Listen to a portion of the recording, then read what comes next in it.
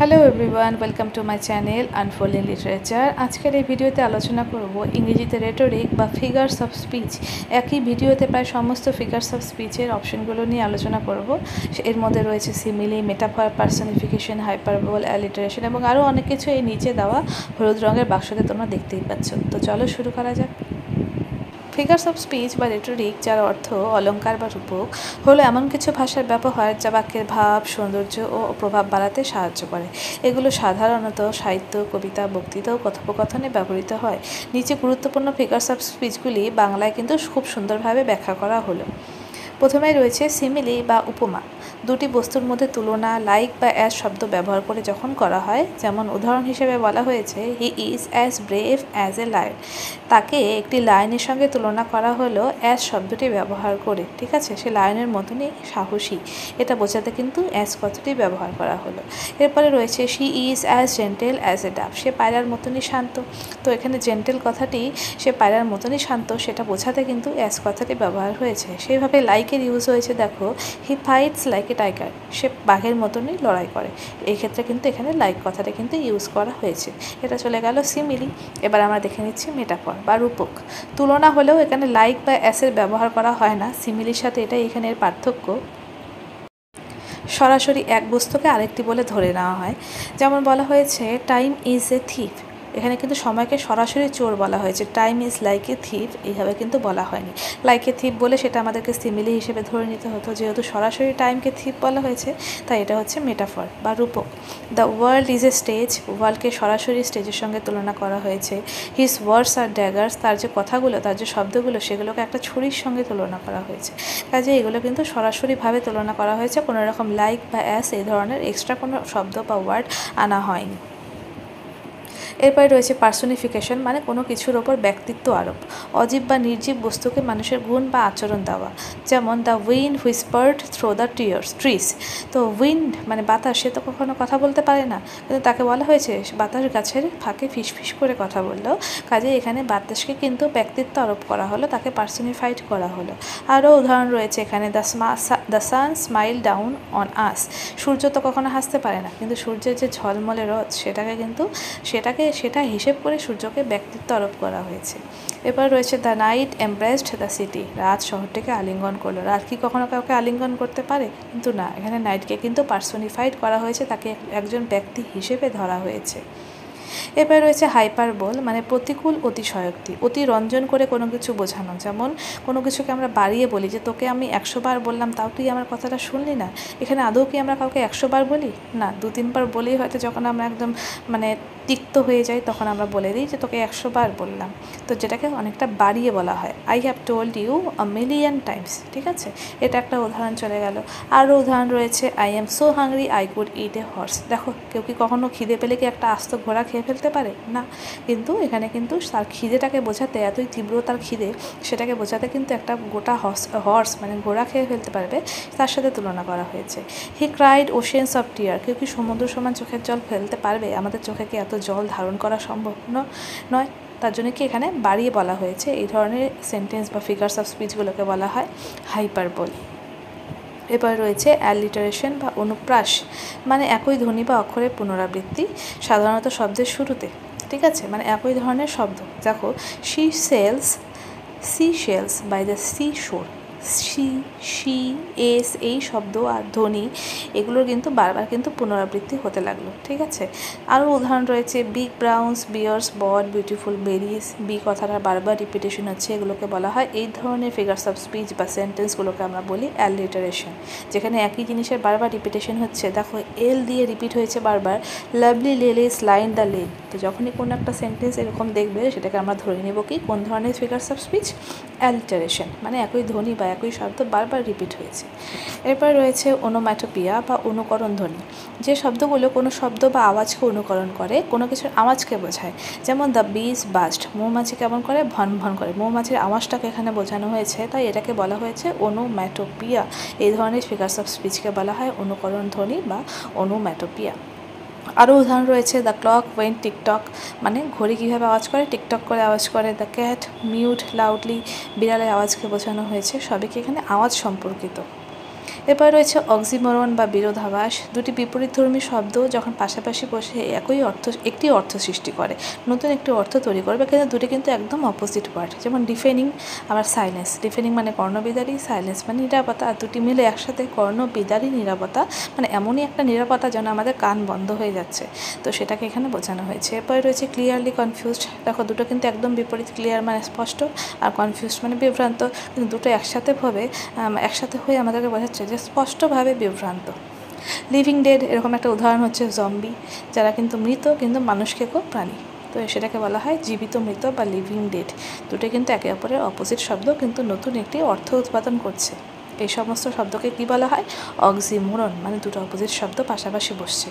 এরপরে রয়েছে আইরনি, মানে বক্রোক্তি বা ব্যঙ্গ, মানে উপহাস করে যখন কিছু বলা হয়, যা বলা হয় তার উল্টো কিছু বোঝানো হয়, প্রায়শই মজা বা ব্যঙ্গের মাধ্যমে। যেমন বাইরে ঝড় বইছে, এমন পরিস্থিতিতে আমি বলে দিলাম হোয়াট এ প্লেজেন্ট ডে।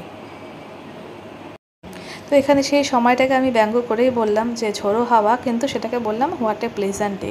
আরও উদাহরণ হচ্ছে plumber's house has a leaky pipes. দেখো এখানেও কিন্তু উপহাস করা হলো। প্লাম্বার মানে যে পাইপের কাজ করে, তার বাড়িতেই কিনা ফুটো পাইপ। আবার বলেছে the fire station caught fire. Fire station যেটা কিনা আগুন নেভানোর কাজ করে, সেখানেই কিনা আগুন লেগে গেছে। তাহলে কিন্তু এগুলো কি উপহাস করা হলো, মানে সেটার উদাহরণ কি? আয়রনি, সেটাকে বলা হয় আয়রনি। এরপরে রয়েছে পান, এটাও শব্দের সঙ্গে যুক্ত। যেমন এর আগে আমরা শব্দের সঙ্গে যুক্ত কি পড়লাম? ওনোম্যাটোপিয়া। যেমন শব্দ প্রয়োগের কৌশল বা শব্দ খেলা, একই শব্দের একাধিক অর্থ ব্যবহার করে রস তৈরি করা। Time flies like an arrow, fruit flies like a banana. দেখো ফ্লাইজ কথাটা এখানে কিন্তু দুই রকম অর্থে ব্যবহার করা হয়েছে। I use to be a banker but I lost interest. তখন ইন্টারেস্ট কথাটা কিন্তু দুভাবে ব্যবহার করা হয়েছে, একবার আগ্রহ অর্থে, একবার সুদ অর্থে। ঠিক আছে, যেমন আমি আগে ব্যাংকার ছিলাম কিন্তু এখন আমি সুদ হারিয়ে ফেলেছি। আবার আমি অন্যভাবেও ধরতে পারি, এখন আমি আগ্রহ হারিয়ে ফেলেছি, মানে ব্যাংকিংয়ের কাছে। ঠিক আছে, এরপরে রয়েছে অ্যাপোস্ট্রফি, মানে উদ্দেশ্যোক্তি। যখন বক্তা একজন অনুপস্থিত ব্যক্তি বা বস্তুকে উদ্দেশ্য করে কথা বলে, মানে সে সেখানে উপস্থিত নেই কিন্তু তাকে উদ্দেশ্য করে বলা হচ্ছে, বা তার কোনো অস্তিত্বই নেই, তাকে উদ্দেশ্য করে বলা হচ্ছে। যেমন উদাহরণ দেখো, O death where is the staying. দেখো ডেথ কি আসলে কোনো ব্যক্তি না, কিন্তু তার অনুপস্থিতিতে তাকে উদ্দেশ্য করে বলা হচ্ছে যে O death where is the sting. হে মৃত্যু, তোর বিষ কোথায়। আরও বলেছে O nature thou art my mother. হে প্রকৃতি, তুমি আমার মা। O freedom how sweet you are. হে স্বাধীনতা, তুমি কতই না মধুর। এরপরে রয়েছে সিনেকটকি, যা অংশ দিয়ে সম্পূর্ণকে বোঝানো হয়। যখন কোনো কিছুর একটি অংশ দিয়ে পুরো জিনিসকে বোঝানো হয়, অথবা পুরো জিনিস দিয়ে কোনো একটি অংশকে বোঝানো হয়, তখন সেটাকে বলা হয় সিনেকটকি।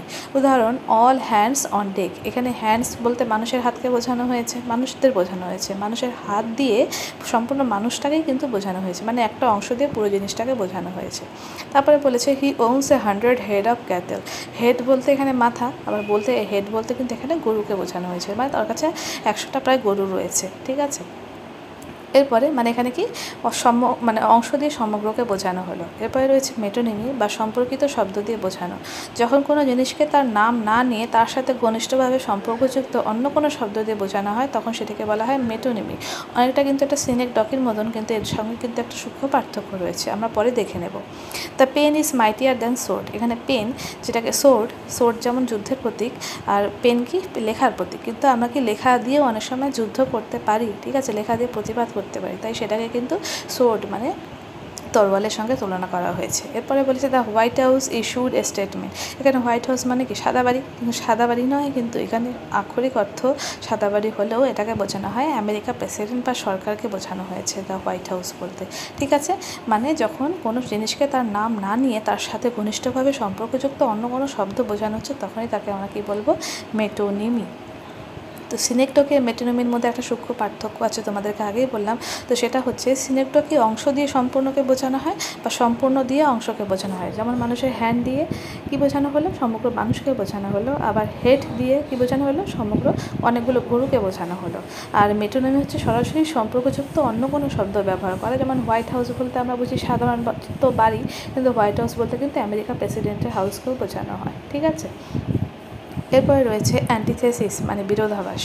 ব্যক্তি যখন একটি বাক্য দুটি বিপরীত বা পরস্পর বিরোধী ভাব একসঙ্গে ব্যবহার করে তখন যাতে করে বক্তব্য আরও জোরালো বা অর্থবহ হয় তখন তাকে বলা হয় অ্যান্টিথেসিস। ঠিক আছে, দুটি বিপরীত ভাব ব্যবহার করে বা একটা অক্সিমরনের মতন। অক্সিমরনে যেমন দুটো শব্দ পরস্পর বিপরীত হয়, কিন্তু এখানে কি দুটো ভাব বিপরীত। Speech is silver but silence is golden. কথা কি রূপোর মতন, কিন্তু যে নীরবতা সেটা হচ্ছে সোনার মতন। এখানে কিন্তু দুটো বিপরীতধর্মী ভাব প্রকাশ হয়েছে। Man proposes, God disposes. মানুষ পরিকল্পনা করে কিন্তু ঈশ্বর তা বদলে দেয়। দুটি বিপরীতধর্মী কাজকে পাশাপাশি দেখানো হয়েছে। এরপরে রয়েছে লাইটোটেস মানে প্রত্যাখ্যানের মাধ্যমে ইতিবাচক অর্থ প্রকাশ। কোনো বিষয়ের গুরুত্ব বা গুণকে সরাসরি না বলে তাকে অস্বীকার করে ঘুরিয়ে ইতিবাচকভাবে যখন বোঝানো হয়। এক্সাম্পল হচ্ছে he is not a bad singer, মানে সে ভালো গায়, সেটাকে সরাসরি প্রশংসা না করে কী বলা হচ্ছে, he is not a bad singer, সে খারাপ গায় না। ঠিক আছে, তারপরে আবার বলা হলো যে the journey was not unpleasant. ঠিক আছে, যাত্রাটি সুখকর ছিল, সেটাকে সরাসরি না বুঝিয়ে কি বললো, যে অসুখকর ছিল না। ঠিক আছে, মানে ঘুরিয়ে বলা হয়, সেগুলোকে বলা হয় হচ্ছে লাইটোটেস। এরপরে রয়েছে ক্লাইম্যাক্স মানে ক্রমান্বয়ে উত্তেজনা বাড়ানো, মানে একে একে আস্তে আস্তে লেভেলটা আপ হবে। কথার গতি বা ভাবকে ধাপে ধাপে বাড়িয়ে চূড়ান্ত উত্তেজনায় নিয়ে যাওয়াকে বলা হয় ক্লাইম্যাক্স। যেমন হি কেম, হি স, হি কনকোয়ার্ড। প্রথমে সে এলো, তারপর দেখলো, তারপর শেষে সে জয় করলো। তো উত্তেজনার ধাপ কিন্তু আস্তে আস্তে বাড়ছে, আসার পরে দেখলো এবং দেখার পরে জয় করলো। দেখো, এরপরে রয়েছে অ্যান্টি ক্লাইম্যাক্স। এখানে নাটকীয়ভাবে গুরুত্ব কমে যায় হঠাৎ করে। উত্তেজনা বা গুরুত্ব বাড়ার মানে ক্লাইম্যাক্সে যেমন উত্তেজনা বাড়ে, আর এখানে উত্তেজনা বা গুরুত্ব বাড়বে কিন্তু হঠাৎ করে একেবারে তুচ্ছ আর সাধারণ জিনিস দিয়ে শেষ হয়ে যায়। যেমন উদাহরণ হিসেবে বলা হয়েছে হি লস্ট হিজ ফ্যামিলি। খুব দুঃখের একটা কথা, সে তার ফ্যামিলিকে হারিয়েছে। হিজ ফরচুন, সে তার তার কাছে মানে ভাগ্যও হেরে গেছে। And his pen. দেখো, ফ্যামিলি আর ফরচুন যেটা কিনা খুবই দুঃখের একটা বিষয়, তার সাথে কি তার একটা ছোট্ট একটা কলম সেটাও হারিয়ে গেছে। ঠিক আছে, তাহলে কি দুঃখজনক আর গুরুত্বপূর্ণ বিষয়ের পরে অপ্রাসঙ্গিক একটা ছোট বিষয়ের উল্লেখ করা হলো, তো এটাকেই বলা হয় অ্যান্টি ক্লাইম্যাক্স। এরপর রয়েছে ট্রান্সফার্ড এপিথেট মানে স্থানান্তর বিশেষণ।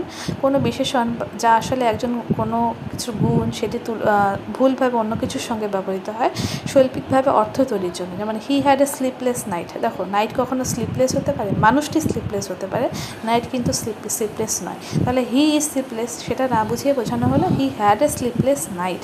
তাহলে শব্দটি স্লিপলেস কথাটি একজনের থেকে আর অন্যজনের ঘাড়ে এসে চেপেছে, একে বলা হয় ট্রান্সফার্ড এপিথেট। আর এখানে ভিডিওটি শেষ হচ্ছে। আশা করি সমস্ত রকম সমস্যার সমাধান তোমরা এই ভিডিওতে পেয়ে যাবে। ফিগার্স অফ স্পিচ নিয়ে ভালো লাগলে অবশ্যই like and comment and share করতে ভুলবে না, এবং এরকম আরও ভিডিও পেতে হলে অবশ্যই চ্যানেলটিকে সাবস্ক্রাইব করবে। থ্যাংক ইউ সো মাচ এতক্ষণ অবধি দেখার জন্য।